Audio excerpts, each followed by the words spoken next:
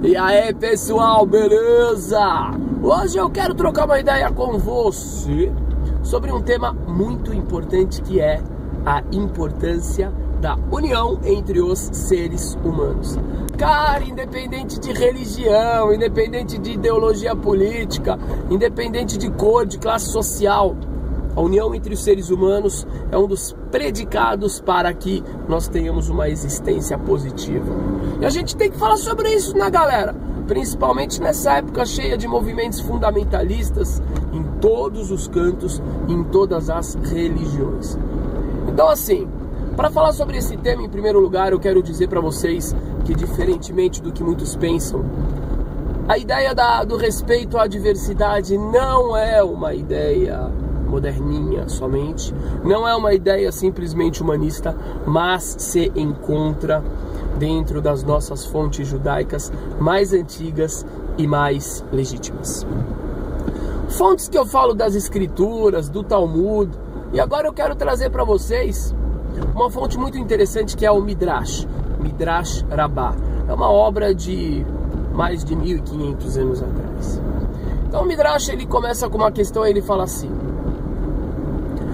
por que Deus, o Criador, ele puniu a geração do dilúvio com a morte, enquanto a geração da Torre de Babel, ele não puniu, ele simplesmente fez com que eles se separassem em várias línguas e nações? Explico melhor a pergunta. De acordo com a compreensão do Midrash, o pecado, isso está no texto, o pecado da geração do dilúvio foi um pecado que se limitou entre o homem e seu semelhante. Que pecados que foram? Era roubo, era violência, era corrupção, o que é muito grave.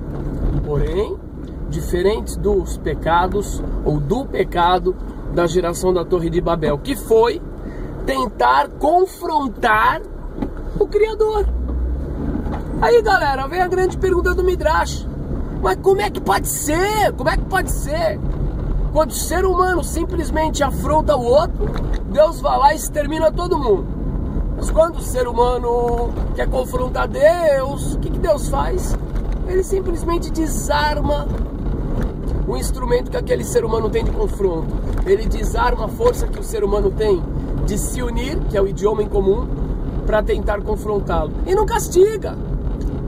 Aí vem a grande resposta do Midrash, galera. Preste atenção, galera! A resposta é assim: a união entre os seres humanos é tão querida por Deus, é tão querida pelo Criador, que ainda que a causa pela qual eles se unem seja errada e distorcida, como no caso foi a vontade de confrontá-lo, de afrontá-lo, vinda dos construtores da Torre de Babel, mesmo assim o Criador aprecia aquela união.